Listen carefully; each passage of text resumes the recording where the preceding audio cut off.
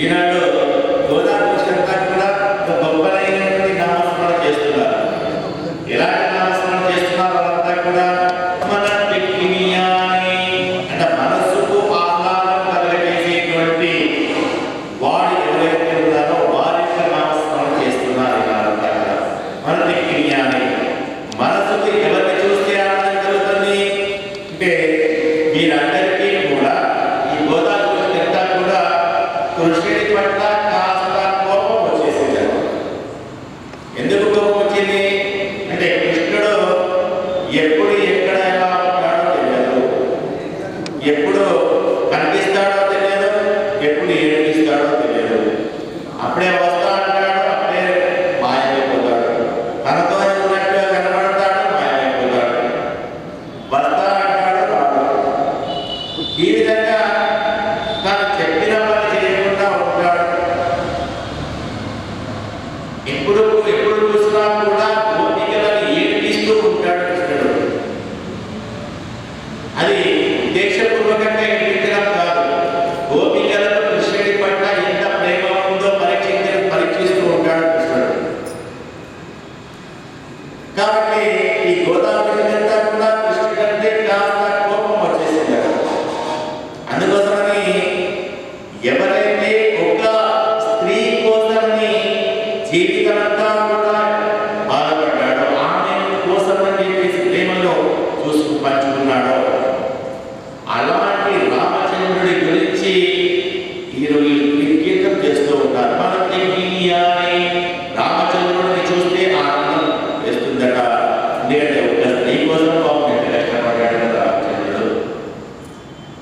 ఆమె కోసమని ఎంత ఏడ్చాడు సీత కోసమని. అరణ్యవాసానికి బయలుదేరే ముందు సీతమ్మ తల్లి రాముడితో మీరు ఎక్కడ ఉంటే అక్కడే నాకు స్వర్గము, మీరు లేకపోతే నాకు నరకము, కాబట్టి నీతోనే నేను కూడా అడవికి అరణ్యవాసానికి వచ్చేస్తాను అని మరీ వెంటబడి అరణ్యానికి బయలుదేరింది సీతమ్మ.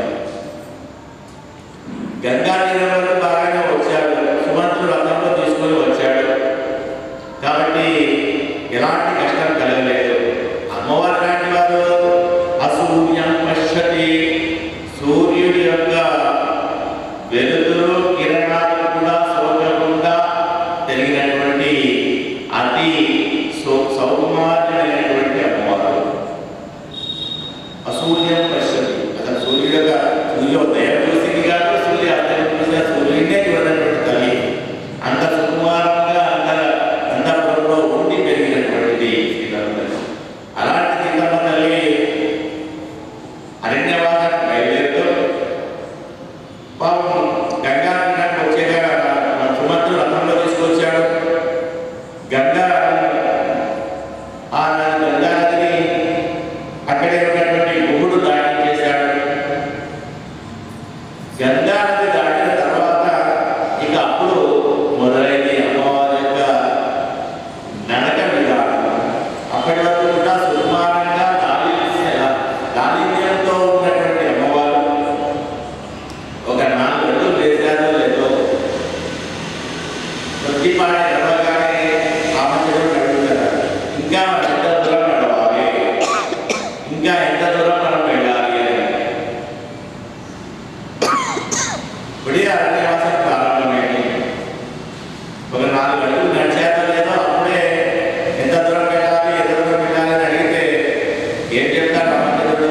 ఎందుకు అలా అడుగుతుంది అంటే ఆ గంగా నది దాటిన తర్వాత అరణ్యంలో ఎప్పుడైతే ప్రవేశించారో అరణ్యంలో అన్ని కూడా రాళ్ళు, ముళ్ళు అవన్నితోటి పాదాలకు పుచ్చుకోవడంతో అమ్మవారు బాధపడుతూ ఉన్నారు.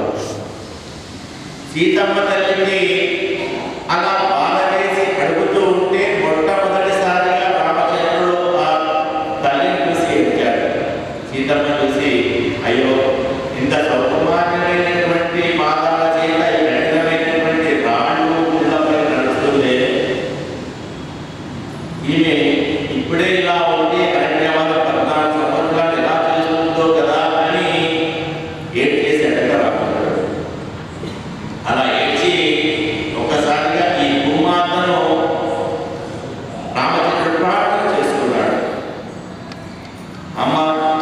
ఈ యొక్క సీత నీ కూతురే కదా, అయోధ్యగా నువ్వే ఇచ్చావు కదా, మరి అలాంటి సీత పట్ల నీ ఇంత కాఠిన్యంగా ఉంటే అరణ్యవాదం ఎలా చేస్తుంది?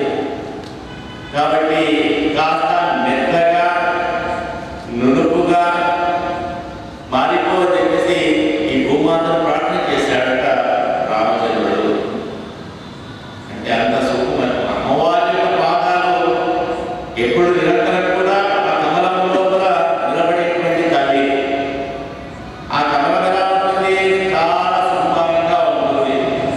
ఆ కమలంలో ఉండేటువంటి పుప్పొడి తగిలితే అమ్మవారి పాదాలు కలిగిపోయి గట్టి సుకుమారం కలిగినటువంటి తల్లి.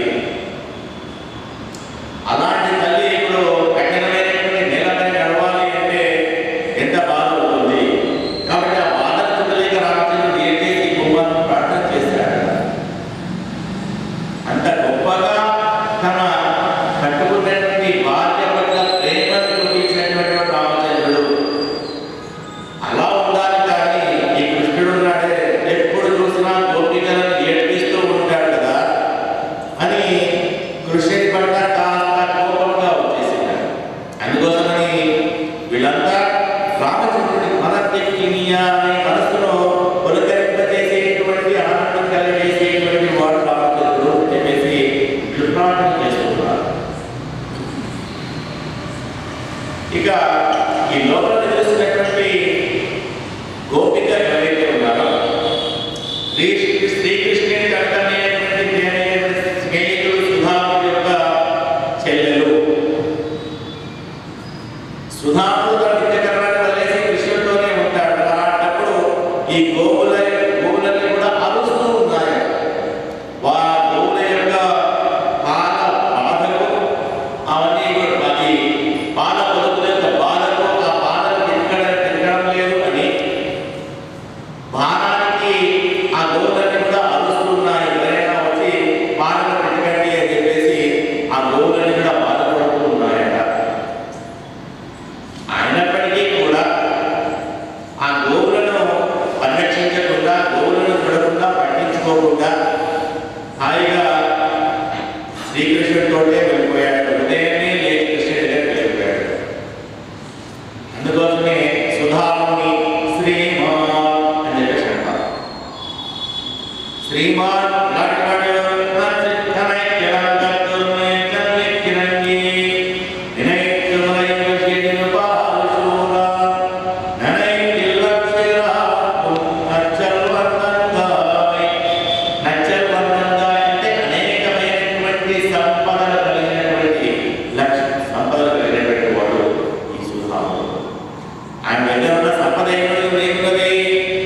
అంటే కృష్ణుడితో మమేకమైనటువంటి సహవాసం చేయడమే గొప్పనైనటువంటి సంపద. ఇతరమైనటువంటి సంపదలన్నీ కూడా తాత్కాలికమైనటువంటి, అవన్నీ కూడా ఆనందాన్ని ఇవ్వవు. కానీ కృష్ణుడితో ఉంటున్నాడే అదే ఆయనకు ఆనందం ఇస్తుంది. అదే ఆయన సంపద కాదు, అదే నిజమైనటువంటి సంపద. మనకు రామాయణంలో కూడా లక్ష్మణస్వామిని లక్ష్మణం లక్ష్మి సంపన్న అంటారు. ఎందుకు లక్ష్మణ లక్ష్మి సంపన్న అంటాము అంటే లక్ష్మణుడు నిరంతరం కూడా రామచంద్రుడి యొక్క సేవలోనే ఉన్నారు. నిరంతరం కూడా రామచంద్రుడు సీతారాములకు సేవ చేసుకోవాలని వచ్చాడు, సేవ చేసుకుంటూనే ఉన్నాడు లక్ష్మణ స్వామి. అందుకోసమే లక్ష్మణం లక్ష్మి సంపన్న అని చెప్పి అంటారు. మరి భరతుడికి భాగ్యం కలిగిందా? మనకు ఈ యొక్క శాస్త్రంలో రెండు న్యాయాలు ఉన్నాయి. ఒకటి మార్గాల కిషోర న్యాయము అని, మర్కట కిషోర న్యాయము. మర్కట కిషోర న్యాయము అంటే కోతి తన పిల్లను తోటి అది అటు ఇటు ఎత్తు ఉంది. ఆ కోతికి కొన్ని కొమ్మలకి ఇళ్ళకి ఎత్తుతున్న సమయంలో తన పిల్లని అది పట్టుకోదు. ఆ కోతి యొక్క పిల్లని కోతిని దృఢంగా పట్టుకోవాలి, బలంగా పట్టుకోవాలి. ఒకవేళ పట్టు తప్పితే పిల్లలకు ప్రమాదం కలుగుతుంది. అక్కడ బాధ్యత తల్లి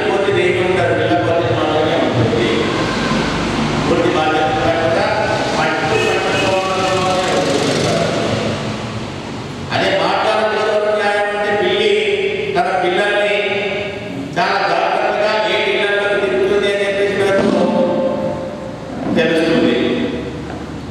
అంటే ఇది తన పిల్లలు ఏ ఒక్క చోట కూడా ఒక చోట ఉంచదు, రోజుకో ఇంటికి మారుస్తూ ఉంటుంది. అలా మార్చే సమయంలో గట్టిగా పట్టుకుందండి పిల్లలు పోతుంది, వదులుగా పట్టుకుందండి జారిపోతుంది. కాబట్టి చాలా జాగ్రత్తగా పట్టుకొని ఆ ఇళ్ళను మారుతుంది.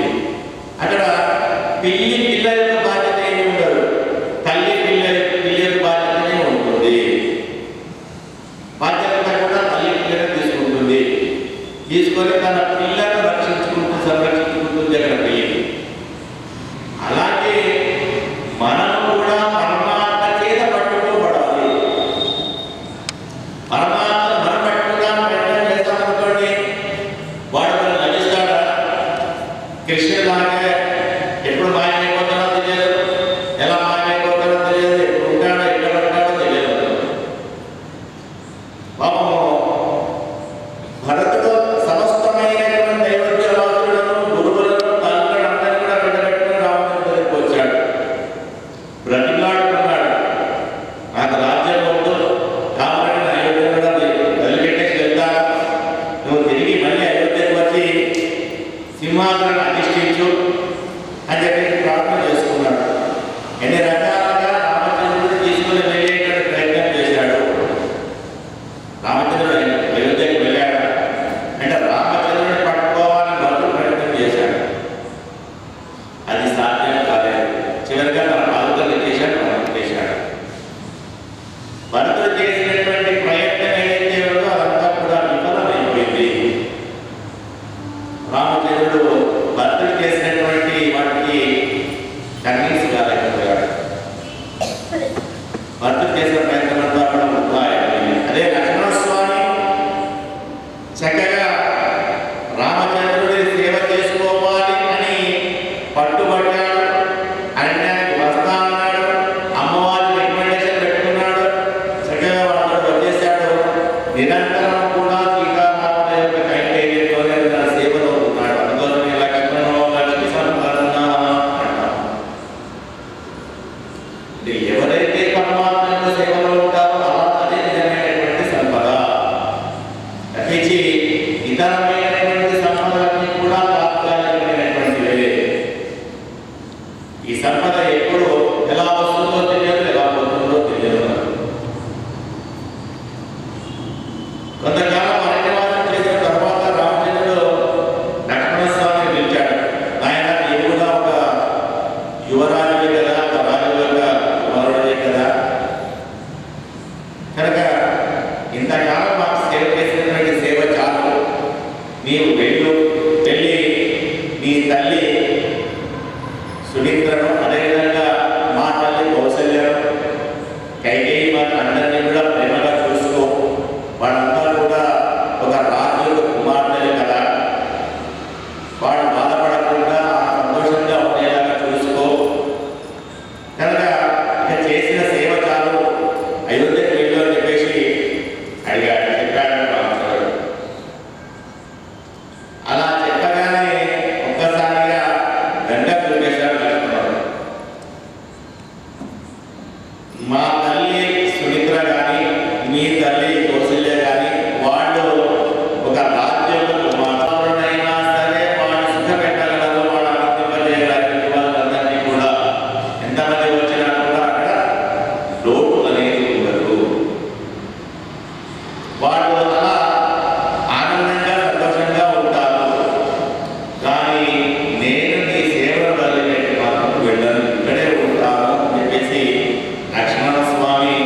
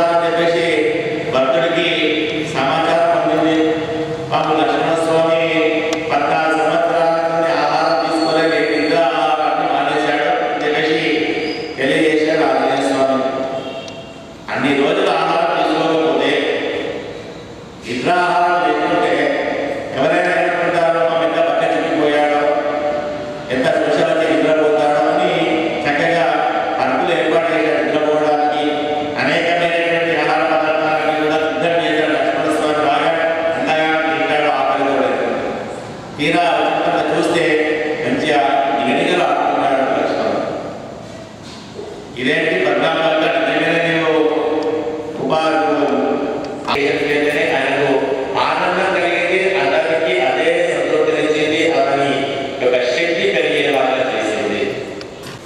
పర్వతంలో కూడా ఆ శ్రీహరి శ్రీమన్నారాయణుడిని అహమన్నమహమన్నమహమన్నాదో భవతి అహమన్నాదో భవతి అంటే ప్రార్థన చేస్తూ ఉంటారు. సదా పశ్యంతి సూర్య ఆయన సేవలు చేయడం ఏముండదు, అలా చూస్తూ ఉండడం కంటే ఏముండదు. సదా పశ్యంతి సూర్య అహమన్నమహమని విశేషమైనటువంటి సంపన్నుడైపోయాడట. గజేంద్రుడిగా సంపన్నుడైపోయాడట. ఆయన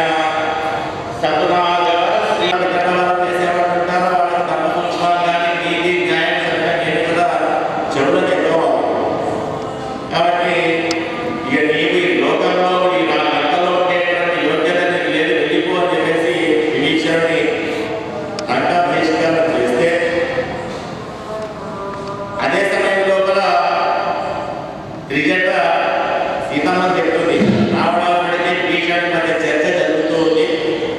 ఇక విభీషణుడు భక్తులు వదిలిపెట్టేసి వెళ్ళిపోయేటువంటి సమయం ఆసన్నమైంది అని అలా చెప్తూ ఉంటే విభీషణుడు ఒకసారి ఆకాశంలో తెగిలి వస్తూ ఉన్నాడు. అమ్మవారి యొక్క దృష్టి విభీషణుడి పైన పడింది. అలా వస్తున్నటువంటి విభీషణుడిని ఒకసారి అమ్మవారిగా కటాక్షించడం పడగానే వచ్చినటువంటి విభీషణుడికి అంతరిక్షగత శ్రీమాన్ ఇక్కడికి రావాలో అక్కడికి వచ్చేసాడు విభీషణుడు. ఆయన ఉండవలసిన దగ్గర రామచంద్రుడి యొక్క పాద సేవలో ఉండాలి కనుక అంతరిక్షగత శ్రీమాన్ వచ్చి ఆకాశంలో నిలబడ్డాడు. వాల్మీకి మహర్షి ఎక్కడో తమసానది తీరంలో గోదావరి రామాయణం రాస్తున్నాడు. ఆయన కేవలం తన తపోశక్తితో జరుగుతున్న దృశ్యాలంతా కూడా చూసి రాస్తున్నటువంటి వాడు వాల్మీకి మహర్షి. ఆయన ఇది రాస్తున్నాడు. అయినప్పటికీ ఏమని రాశాడు? విభీషణుడు ఎక్కడికి రావాలో అక్కడికి చేరుకున్నాడు. అంటే చేరుకోవాల్సిన దగ్గరికి రామచంద్రుడి దగ్గరికి చేరుకోవాలి కాబట్టి విభీషణుడు అక్కడికి చేరుకున్నాడు అని రాశాడు. ఎక్కడికి రావాలో అక్కడికి వెళ్ళేశాడు విభీషణుడు. అంత గొప్పనే అందవంతులనే అంతరిక్షగత శ్రీమాన్ అక్కడ అమ్మవారి కటాక్షం కలిగింది కనుకనే ఈ యొక్క రామచంద్రుడి సమక్షంలో అక్కడ ఉన్నటువంటి వాడంతా కూడా వచ్చినటువంటి వాడు రాక్షస జాతికి చెందినటువంటి వాడు లంక నుంచి వచ్చాడు.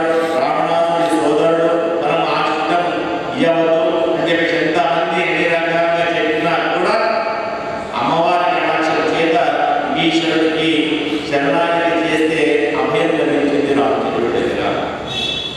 అంటే అమ్మవారి యొక్క అభయం ఉంటే మనకు స్వామి వారి యొక్క అనుగ్రహం కలుగుతుంది.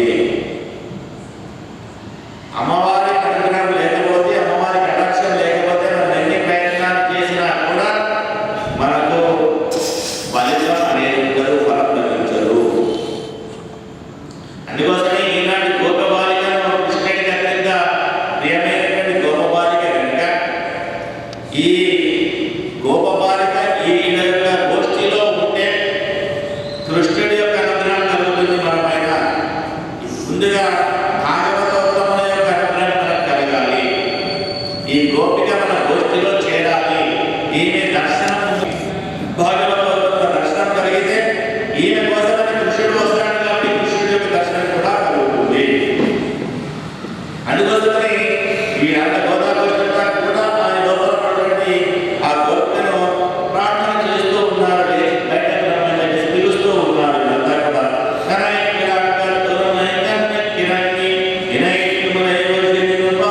కూడా ఆ వేగంలో ఆరు గోపులన్నీ కూడా పాట దర్శిస్తూ ఉన్నాయి. పాట పాటలతో అరుస్తూ ఉన్నప్పటికీ కూడా పట్టించుకోకుండా ఆ సుధామతో కృష్ణ పరమాత్మ దగ్గరే ఉండిపోయాడు.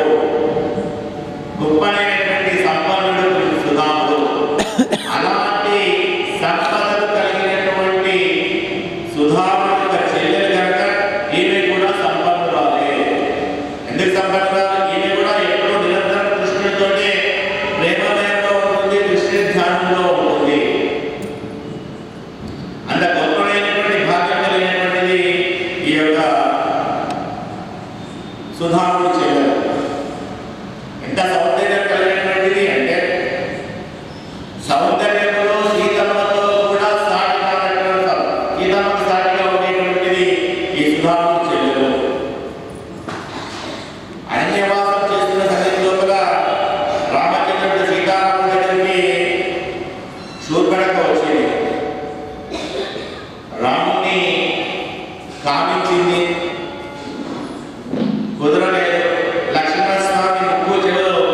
శిక్ష వేసి పంపించాడు.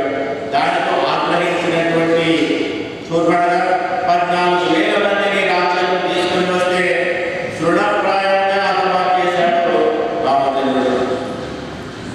చాలా సులభంగా అనాయాసంగా 14,000 మందిని కరదూషణాలందరినీ కూడా హతమార్పు చేశాడు. ఇక లాభం లేదు అని వెళ్ళి తన అన్నయ్య రావణాసురుడు చెప్పాడు. రావణాసురుడు వచ్చాడు, బాలీయుడి యొక్క సహాయం కోరుకున్నాడు.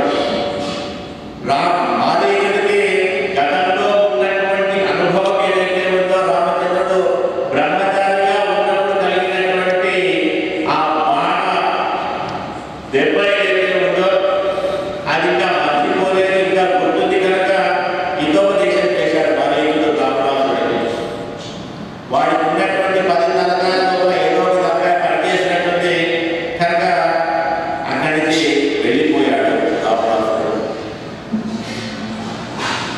ఇక మళ్ళీ తన యొక్క కోరిక నెరవేరలేదు అని శూర్పణఖ మళ్ళీ రావణాసురుడి దగ్గరికి వెళ్ళి, అన్న, సీతమ్మ చాలా అందమైనటువంటిది, ఆమె ఉంటే నీ దగ్గర ఉంటే లంకకు చాలా శోభాయమానంగా ఉంటుంది, నీకే గొప్పతనం వస్తుంది, అంత గొప్పనైనటువంటి సౌందర్య రాశి నీ దగ్గరే ఉండవలసింది అని మళ్ళీ సీతమ్మ యొక్క అందాన్ని సౌందర్యాన్ని తెలియజేస్తూ రావణాసురుడిని మళ్ళీ రెచ్చగొట్టేసేది. దాంతో వచ్చి సీతాపహరణం చేయడం, చివరిగా తన యొక్క ప్రాణం పైకి తెచ్చుకోవడం జరిగింది రావణాసురుడు. అంటే ఒక శత్రువు అయినటువంటి స్త్రీ అయినటువంటి శూర్పణఖని సీతమ్మ యొక్క అందం గురించి చాలా గొప్పగా రావణాసురుడికి వర్ణిస్తుంది. అంత గొప్పనైనటువంటి సౌందర్యం కలిగినటువంటిది సుధాముడి యొక్క చెల్లెలు కూడా. కనుక అలాంటి సౌందర్యవతి సుకుమారం కూడా కలిగినటువంటి సుధాముడి చెల్లెలు కృష్ణుడికి సుధాముడి అంటే ప్రీతిపాత్రము, ఈమె కూడా అంటే ప్రీతిపాత్రమైనటువంటిది. కనుక ఈనాటి సుధాముడి చెల్లెలు తన దోషిలో చేరితే కనీసం ఆమె యొక్క దర్శనం కలిగితే చాలు, అదే గొప్పనైనటువంటి భాగ్యంగా భావించేటువంటి భాగవతం యొక్క దర్శనమే గొప్పనైనటువంటి భాగ్యము. కనుక ఈనాటి పోరాటం చేస్తున్నారు కదా, పాలు పితకపోవడంతో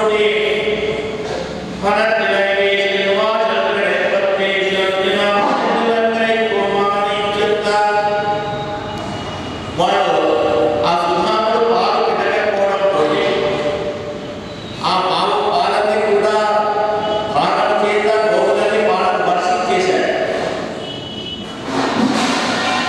అరుస్తూ పాల వర్షించడంతో అనేకమైనటువంటి గోవులన్నీ పాలను వర్షించడంతో ఆ ప్రాంతమంతా కూడా ఈ గోపికల యొక్క ముంగిట వాక్యంతా కూడా గురుణమయమైపోయింది.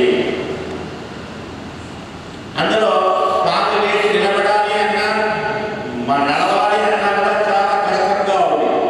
అడుగులు వేసి నడలేకపోతున్నారు వాడు. కాబట్టి ఏం చేయాలన్నా ఏదైనా ఆహారాన్ని పట్టుకోవాలి. ఏదైనా పట్టుకుంటేనే వాడు సరిగా అక్కడ నిలబడేటట్టున్నారు. లేకపోతే ఆ గోపుల యొక్క పాలతోటి ఆ ప్రాంతం అంతా బురదమయమైపోయి పడిపోయేలాగా ఉన్నారు అంతా కూడా, గోష్ఠంతా కూడా, గోష్ఠంతా కూడా. కాబట్టి వాళ్ళంతా కూడా ఒక ఆహారం చేసుకున్నారు. కడుపు యొక్క కడ్డీ ఏదైతే ఉంటుందో ఆ దర్వాజా ఉండేటువంటి 4 కడ్డీలు ఏవైతే ఉన్నాయో బయట ఉన్నటువంటి కడ్డీని చాలా గట్టిగా పట్టుకున్నారు. ఆ ద్వార తోరణం ఏదైతే ఉందో ద్వార తోరణాన్ని పట్టేసుకున్నారు. ఆ ద్వార తోరణం పట్టుకోవడంతో వాళ్ళంతా దాన్ని ఆధారంగా చేసుకొని నిలబడ్డారు. ద్వార తోరణం ఏం చేస్తుంది తెలియజేసే వరకు అష్టాక్షరి మంత్రాన్ని మనకు తెలియజేస్తుంది. అష్టాక్షరి మంత్రం యొక్క స్వరూపమే తోరణము. తలుపులు తెరవాలి అంటే తోరణంలో ఉన్నటువంటి తోరణానికి ఆధారభూతమైనటువంటి ఆ తోరణాన్ని మనం తలుపులు తెరుచుకుంటే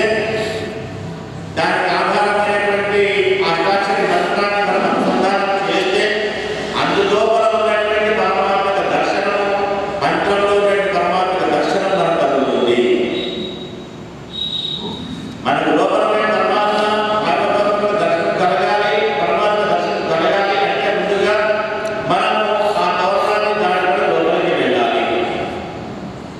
తోరణం దాటి లోపలికి వెళ్తే పరమాత్మ దర్శనం కలగాలి. మనస్సు యొక్క తోరణం ఏదైతే ఉందో అది నిరంతరం కూడా అష్టాక్షరి మంత్రాన్ని చాలా దృఢంగా బలంగా పట్టుకొని ఆశ్రయించి ఉండాలి, పట్టుకొని ఉండాలి. ఆ తోరణానికి 4 కమ్మీలు ఉంటాయి. 2 నిలువు కమ్మీలు, 2 అడ్డు కమ్మీలు. ఆ 2 నిలువు కమ్మీలు ఏవైతే ఉన్నాయో ఒకటి ఓంకార స్వరూపమైనటువంటిది, మరొక నిలువు కమ్మీ ఏదైతే ఉందో అది 5 అక్షరాలు కలిగినటువంటి నారాయణాయ అన్నటువంటిది. ఈ 2 నిలువు కమ్మీలు కూడా ఒకటి ఓంకార ప్రభావం, ఇంకొకటి ఆయన కలిగినటువంటి ఆధారం కలిగిన నారాయణాయ అన్నటువంటి 5 అక్షరాలు కలిగినటువంటి పదం. ఈ రెండింటినీ కలుపుతున్నటువంటి అడ్డు కమ్మీలు ఏవైతే ఉన్నాయో పైన ఉన్నటువంటి కమ్మీ నా, కింద ఉన్నటువంటి కమ్మీ మా. నా అన్నది ఏదైతే ఉందో దీన్ని ఆధారంగా చేసుకుని పట్టుకుని దాన్ని పట్టుకొని నిలబడ్డారు. దాన్ని పట్టుకొని దాన్ని పట్టుకొని దృఢంగా ఉండలేదు, వాళ్ళు పడిపోకుండా ఉండలేదు, కింద ఉన్నటువంటి కమ్మీని పట్టుకోరు. కాబట్టి పైన ఉన్నటువంటి కమ్మీని పట్టుకొని వాళ్ళు దాన్ని ఆధారంగా చేసుకొని ఉన్నారు. నా మహా అంటే నాది కాదు, నాది కాదు, నాది కాదు అని చెప్పేసి నేను ఏదైతే చేస్తున్నటువంటి కృత్యాలు ఉన్నాయో, నేను చేసేటువంటి ప్రతి పని కూడా ఏదైతే ఉందో, ప్రతి కర్మ ఏదైతే ఉందో ఇది నేను చేస్తున్నది కాదు. మేమంతా కూడా కృష్ణుడే మా చేత చేపిస్తున్నాడు, పరమాత్మనే మా చేత చేపిస్తున్నాడు అని చెప్పేసి వీళ్ళంతా కూడా భావం చేస్తూ ఉంటారు. ఏది చేసినా కూడా, ఏ కర్మ చేసినా కూడా ఇదంతా కూడా పరమాత్మ యొక్క స్వరూపంగా ఆయన కోసమే చేస్తున్నటువంటి ఇవన్నీ కృత్యాలన్నీ కూడా.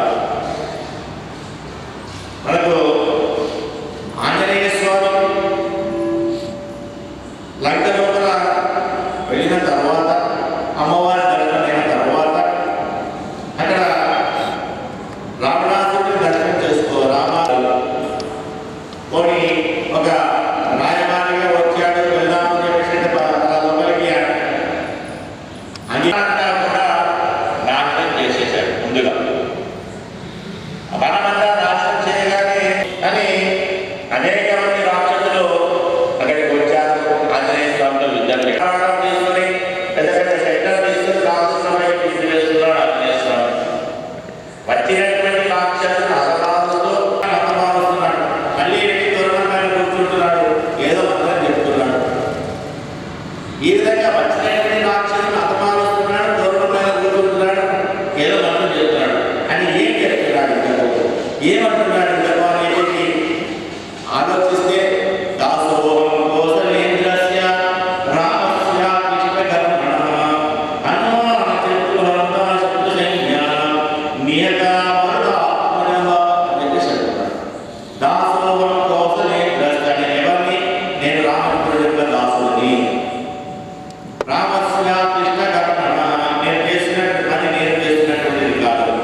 రాముడు నాకు శక్తిని ఇవ్వడం చేత నేను రాక్షసులను హతమారుస్తున్నాను, ఈ వనాన్నంతా కూడా నాశనం చేయగలిగాను. అంటే ఇది నా శక్తి కాదు, నాకు రాముడు ఇచ్చినటువంటి శక్తి ఏదైతే ఉందో ఆ శక్తి ఈ వనాన్ని నాశనం చేయిస్తుంది, ఈ రాక్షసులందరినీ కూడా హతమారుస్తుంది. హనుమాన్ చతుర్హంతా శత్రు సైన్యానాం, హనుమంతుడు శత్రు సైన్యాన్ని హతమారుస్తున్నాడు అంటే ఇది కేవలం మిగతా మాతాత్మయ దాసుని, రామదేవుడు దాసుని కాబట్టి ఇది చేయగలుగుతున్నాము అని అంటున్నాడు అంటే వాళ్ళకి తెలిసేది.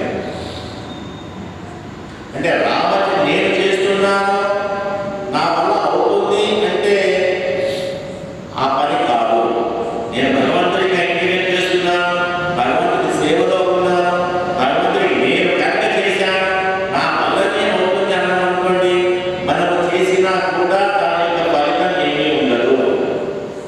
వాడు శక్తిని ఇస్తున్నాడు కాబట్టి వాడు చేయించుకోవడం కోసమని నన్ను వినియోగించుకుంటున్నాడు అని మనం ఎప్పుడైతే భావన చేస్తామో, ఆ భావన చేత పరమాత్మను కైంకర్యం చేసుకుంటే, ఆ భావన చేత పరమాత్మ యొక్క సేవలో ఉండి కర్మ యొక్క ఫలితం మనకు కలుగుతుంది.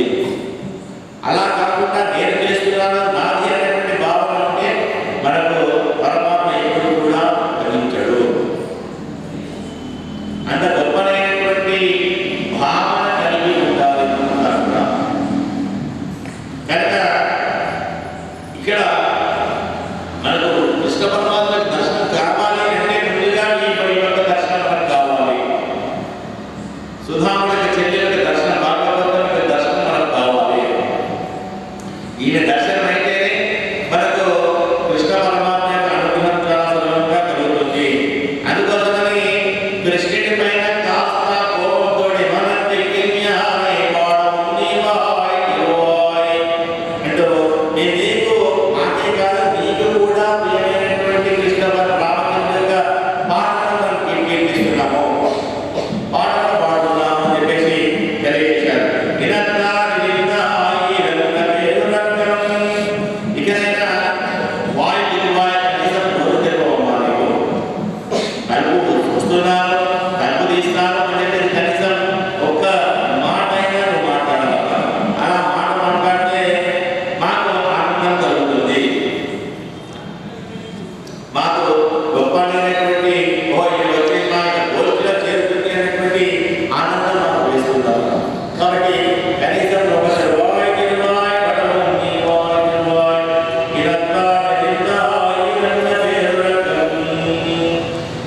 లేచి నీవు రావాలి అని తెలుసుకున్నారు. మనకు ఆళ్వార్లో కూడా తిరుమలకై ఆళ్వార్ అని చెప్పేసి ఆళ్వార్ వారు మిగతా ఆళ్వార్లాగా కాదు.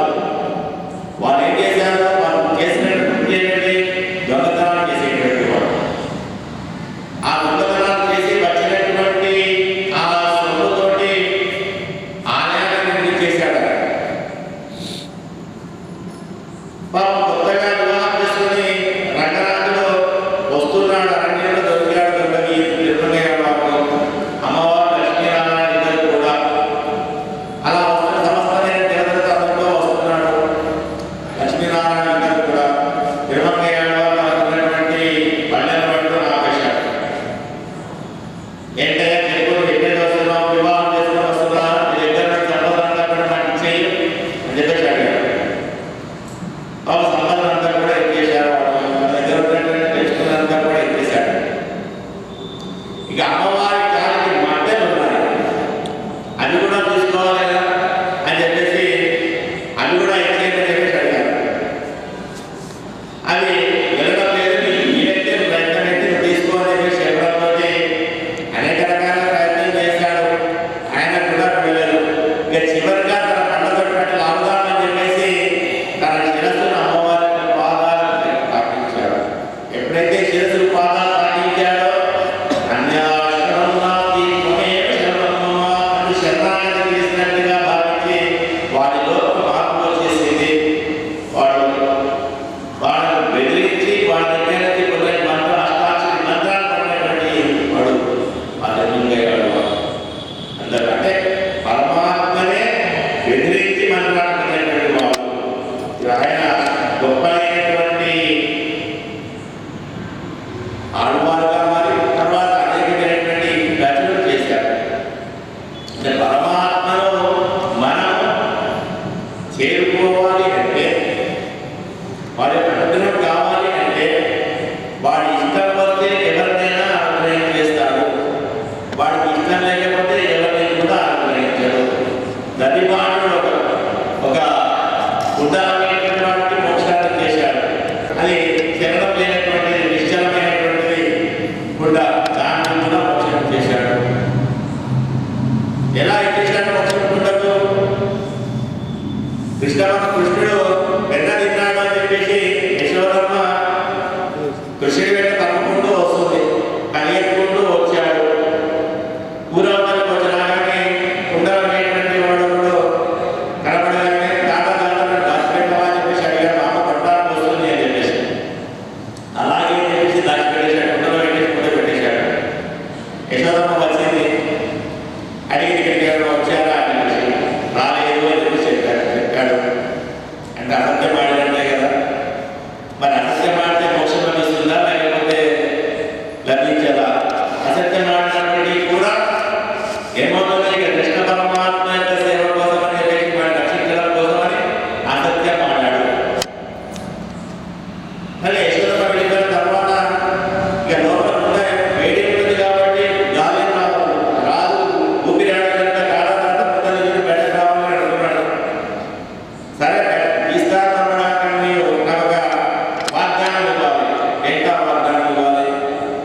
మోక్షం ఇవ్వాలి, మోక్షం ఇవ్వాలి అమ్మడా మోక్షమా అని మాట్లాడుకోలేదు కదా.